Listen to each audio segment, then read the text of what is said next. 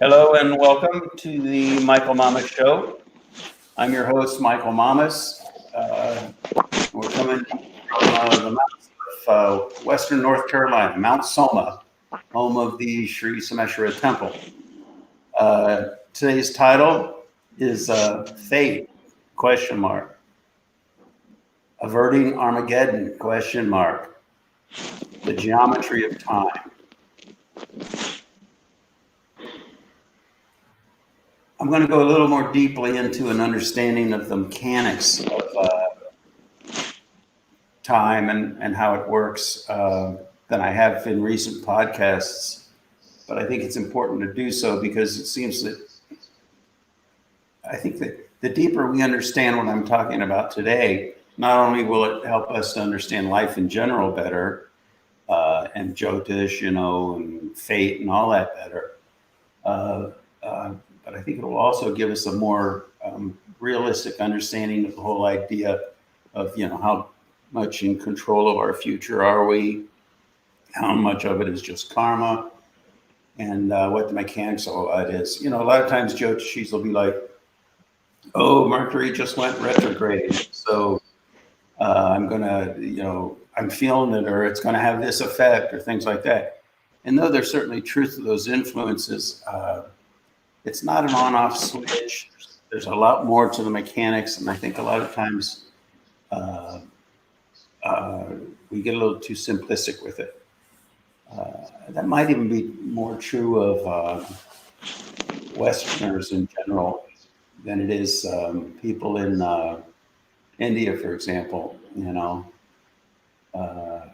the West, if you say, let's have a meeting at 2:00, everybody's there at 2:00. And if you're there at 5 after 2, you're late, Whereas in India, let's get together at 2:00. And that means, sometime this afternoon, and that depends. And I think it's changing a little bit. But the point being that our relationship with Jyotish needs to get a little more sophisticated. And I wanted to talk about that a little bit today. And we can start by really going into the depth of it and understanding the underlying mechanics of creation, the physics of it, if you will, but from a Vedic perspective, the perspective of the ancient seers.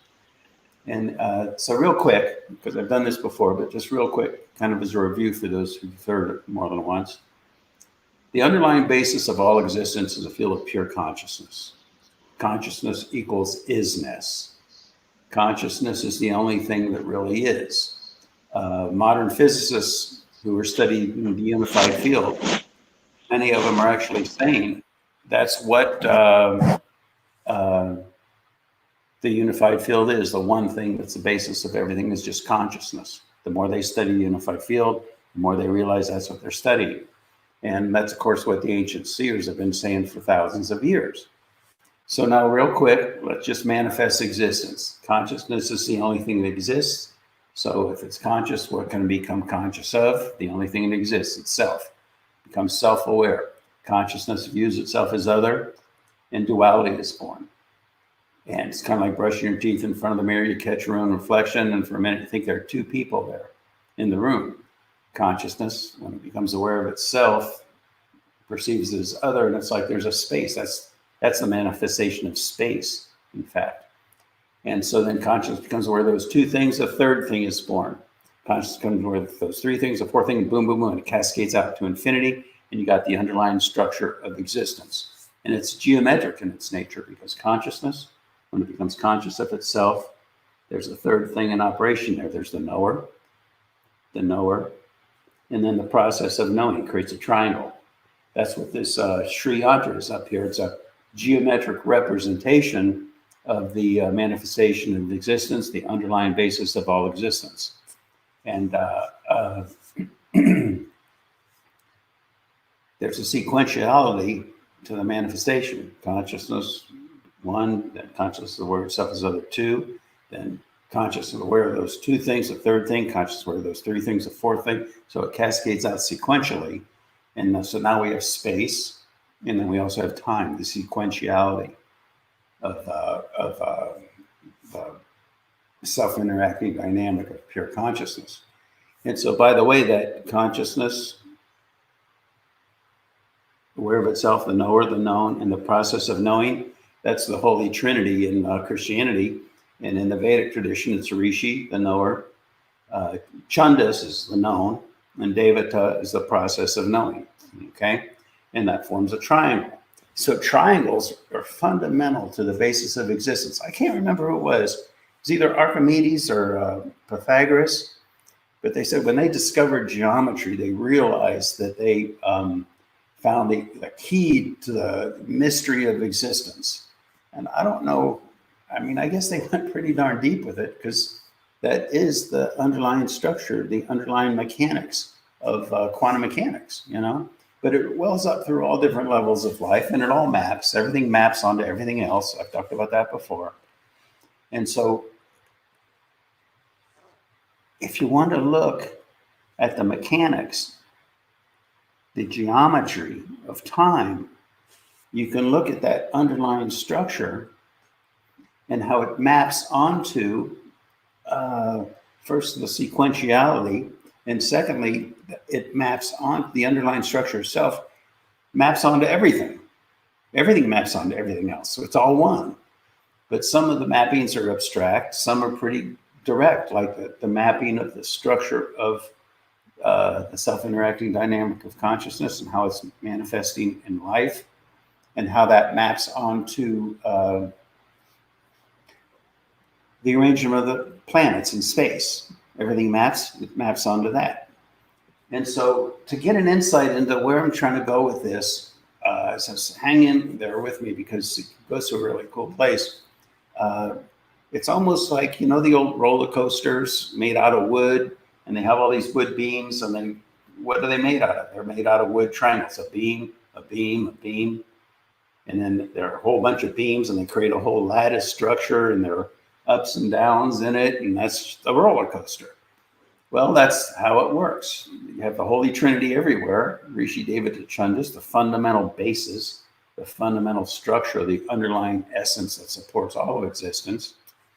And then you have these points where the different beams meet. Beam here, they meet at a point. Those in Jyotish, those are called nadi points. They're critical points in the sequential structure underlying the flow of time. So now you could look at it like our lives, be it your individual life, be it the life of a nation or the life of a whole planet. It's sort of like it's riding a roller coaster, so to speak, along this structure. And as you go from one critical point, one nadi point to the next, and what's supporting each of those nadi points deeper in the structure, what we're looking at there is described in Jyotish as the grahas, and what grahas are most operational at that point along the line. And so at some points, one graha, Shani, for example, Saturn in Western, but these are, keep in mind, they're quantum mechanical operators that just map onto the planets in space. And each of these different grahas have different qualities. So sometimes as you are moving along the roller coaster, there might be a predominance of, for example, the Mars graha. What's Mars like? It's sharp, it's hard, it's firm, it's, fiery, Other times you might be going over something where it's predominated by, say, Saturn. Saturn is more slow, it's more sluggish, it's, it kind of clings. And so, Mars, you hit it and boom, and that's it, and you jump on fiery like that, bam, bam, bam. Whereas Saturn is kind of like molasses, and it just clings, and even after you pass its influence, it still has an influence. That might be represented as like maybe, well, see, it depends, because Saturn, if it's good, it's like black velvet. It's exquisite, If it's in a malefic or undesirable position, then it can be like an old dirty rotten cloth, rotten wood, for example. And so all these different factors come into play, and it's not there's just one planet predominant at any point along the roller coaster ride. It's a symphony of how they're interacting at that point in space-time and how it correlates into the planets. And also it has to do with your relationship with all of that. You see, so it's very individual. But now here's where I want to get to with this, and that is that our lives, there's another factor there, and that's almost like there's a tarp or a canopy, a cloth of some kind, let's call it a tarp, that's covering the roller coaster. And though it's supported by the roller coaster framework, we're sitting on the tarp. And so it's the tarp that we experience. Now, why is that so important? Well, let's look at where we're at in the sequence of time right now, because you see it's cycles. It's cycles, and they're huge cycles. And there are moments in the cycle where we go through phase transitions. And the major phase transitions, the biggest phase transitions, are called the yugas. And the last major phase transition in yugas was about 5,000 years ago. And that's when we entered this yuga, this Kali Yuga, 5,000 years ago. And what was that? Like I've talked about, phase transitions are periods of turbulence. When water goes to ice, there's a brief period there at 32 degrees where the whole thing becomes turbulent. And like that, at the transition into Kali Yuga, there was turbulence. There's a Mahabharata, the big, huge battle. And if you read about it, it's like incredible how huge of a battle it was, you know? And so it was like that. And now what's happened on the roller coaster, you know, it's almost like we climbed and we're ready to go through another huge phase transition. Like, you know, slowly, over 5,000 years, climb, and now bam. And it's tumbling into the next yuga. But the good news is that according to this whole structure, if we can look at the structure of time, look at the structure of the roller coaster, we're seeing that the time we're coming into is a great time. It's called Sat Yuga. It's a brief period of Sat Yuga in the midst of Kali Yuga. But now here's the thing. Why the canvas? Why the tarp? What's that? If you're going down this steep slope and you're going through this huge phase transition, but you're riding on top of the tarp, there are different ways that tarp can carry you. It could be a parachute, smooth ride, or it could be bam, bam, bam, bam against the hard structure of the roller coaster itself. Very, very difficult. And it can even be that if the relationship with it is really unhealthy and it's really, everything's all completely screwed up, you can fall out of the roller coaster and your whole cart can go over the edge. That's called Armageddon. And all those are possibilities. And if you really, well, this is kind of an interesting story, but what do I want to say it? We could say that there was an intent, let's put it that way, some time ago, that, you know what, this whole thing is so screwed up, the laws of nature are just going to, you know what, let's just dump the cart off the roller coaster and start anew, just erase Armageddon. And that was evidently that intention. But what happened was a lot of the seers, a lot of the rishis, a lot of the really great saints, and people working really behind the scenes in a very profound, spiritually constructive way, using these technologies of the ancient seers that they still have and hold, but oftentimes these guys are just, you know, hiding in caves in the Himalayas and stuff. Why? Because they don't want to come out. How did they put it once to me? They said, why would you want to go out in all of that mud, you know? But at any rate, they were at work. Tutwala Baba is a good example. Tutwala Baba, somebody said, he was a great saint. He lived in a cave in the Himalayas. And somebody asked him once, why do you live in a cave all the time? Why don't you just stop meditating for a little while and go to Paris? And he said, I already am in Paris.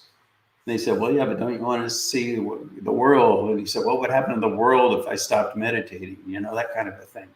So there's deep stuff going on here that people tend to not accept because their technologies and their knowledge has been lost to time. But at any rate, these guys have been at work. And so, okay, there's not going to be an Armageddon, but it's still largely up to us. And it's up to the group consciousness, how we ride that wave, how we ride that roller coaster as we take this phase transition dive into the next yuga period, you know. And that is largely a function of the mass mentality, the tonal quality of the mass mentality of humanity. And that, you know, through meditation and through different things that many great people have been teaching, it's better than it was, you know, but it's still not great. But it's the tonal quality of that mass mentality, as I talked about in a previous podcast. It's the total quality of that mass mentality that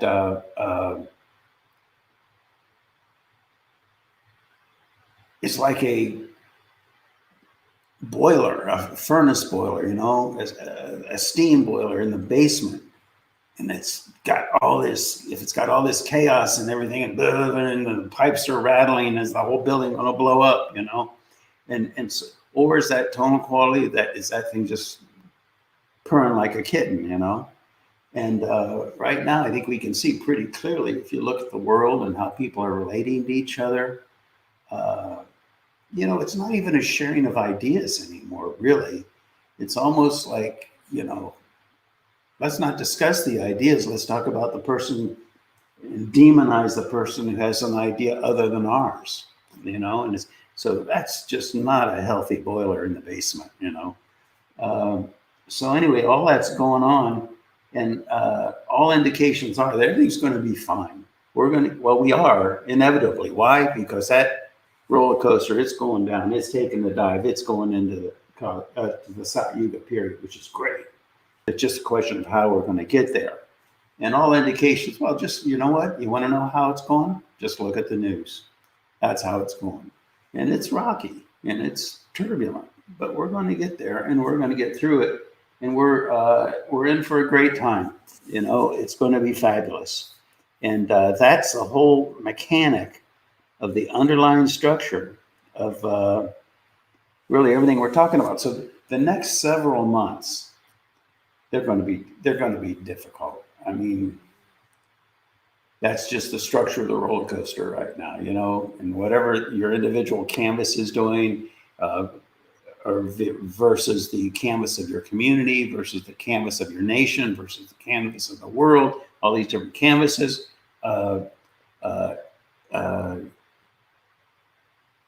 In particular for the world and for the nation, obviously, if you just look at the news, it's not going to be a complete parachute, you know.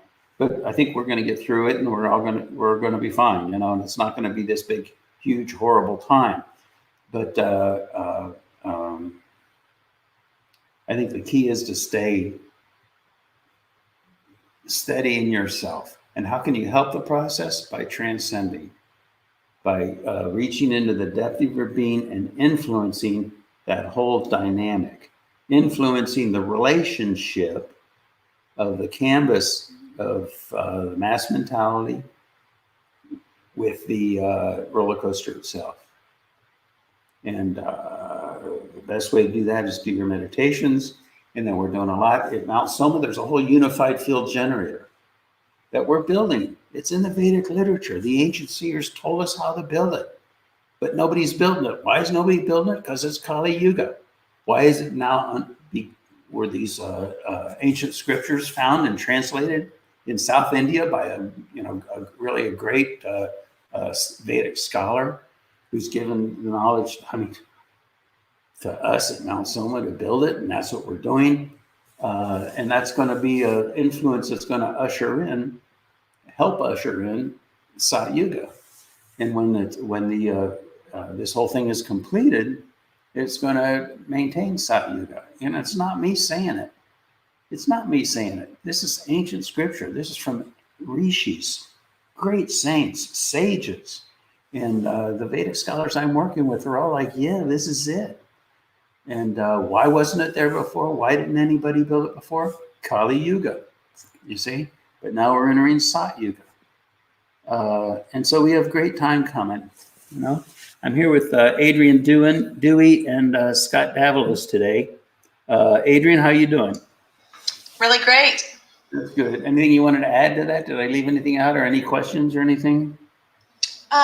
You're talking about these generalized waves, these quantum mechanical trends, through existence. And how does the individual, interface with that?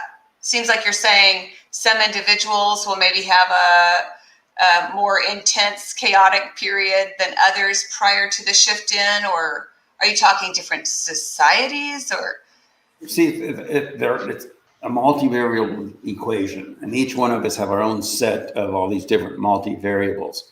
So we could say there's one major canvas, which is you could say the karma of the world and how it's interfacing with the roller coaster. And then you get into Adrishta and Apurva, which, if you don't know what that is, basically Adrishta is like unseen influences. You can't even pick them up in a Jyotish chart. They're there, but even the great Jyotishi can't really pick them up unless they're a huge influence. It's called things that are hidden from view. And so there's the Adrishta. And then there's Apurva. That's another thing. If you want, you can go to michaelmamas.com and scroll through all my previous podcasts, and you'll find one about Adrishta, Apurva. You can learn more about that.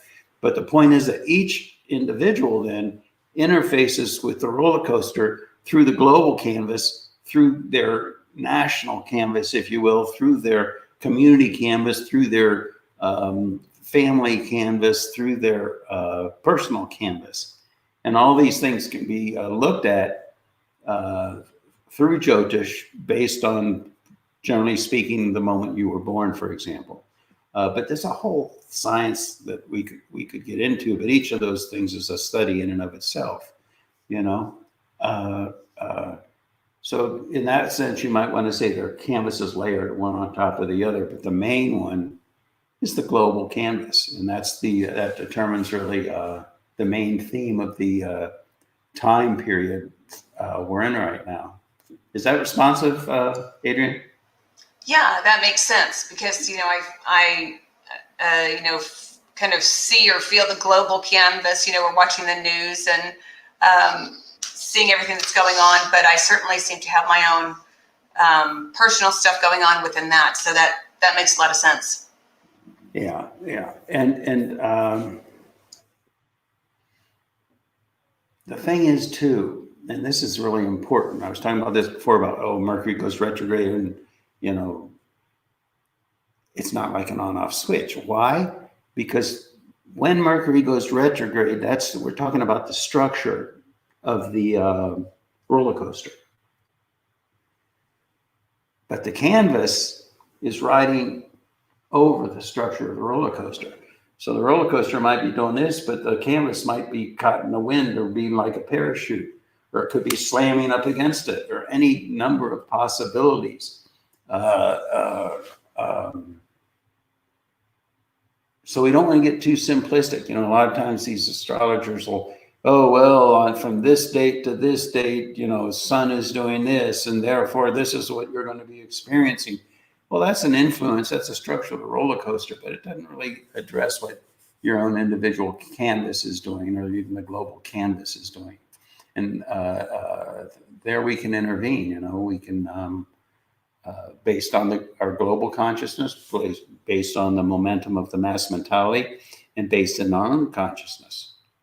That's why, meditate and live in a healthy community, and let's do everything we can to infuse the infinite wisdom, intelligence, and harmony that brings all these different forces together in an integrated manner. And that's where we're headed. But it's the nature of the transition that we're going through right now. And so again, for the next few months, it's going to be rough. Then, as I said in past podcasts, February 10th. And again, it's not like, February 10th, I can feel it. But there's a planetary configuration there that maps onto the structure, it's going to be a profound time. And I think it's going to bring a transition to something positive. But again, for the next several months, it's going to be rocky. For the next year, it's also going to be rocky. And then for the next 3 years, it's going to be 3 years before the whole thing sorts out. But particularly this next few months, as this past month, as I said, it's not going to be a real smooth ride, You mentioned February 10th as having some influence or significance. What's that? I'm getting a message here. Oh.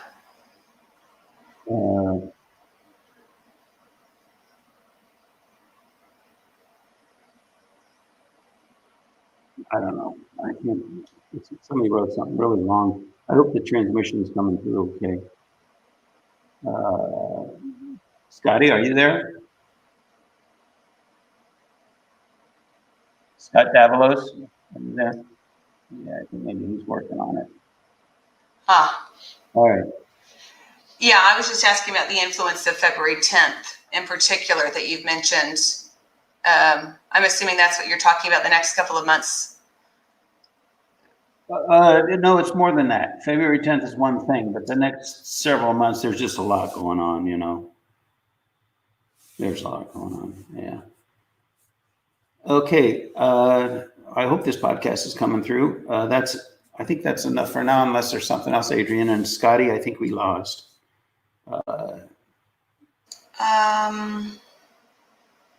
Yeah, I think you were just, you had mentioned something about, paradigm identity and, maybe how we're all interfacing with our own parachutes or something like that. Maybe was something you'd mentioned. Say it another way. What?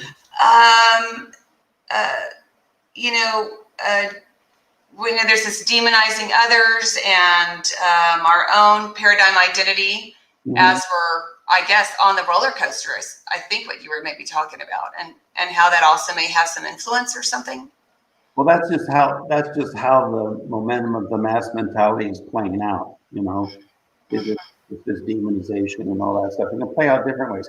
But I'll tell you, there's an interesting thing here. Is that we were looking at somebody's chart. Punaji and I were looking at a chart, and we were saying, well, let's see, for this chart, we got this going on, 6 from the moon, therefore it means this. And I was like, well, Punaji, can't mean that for everybody who has moon in the same location, because that means everybody would be having that same thing. And he said something that's just very commonsensical. He said, no, it depends on what the person wants and who the person is. You see? And that's what he's talking about there. He's not talking about the roller coaster. He's talking about the canvas. Does that make sense, Adrian? Yeah, that's interesting. Yeah. That's why ideally a Jyotishi, it's a Jyotishi for a family through generations, and that way the Jyotishi starts to understand how the particular karmas, how the canvas, if you will, is playing out in the lives of the people in that family, you see? Wow, that's interesting. Yeah. All right, I guess that's it for now, and we'll talk to you all again soon on the Michael Mama Show. Bye for now.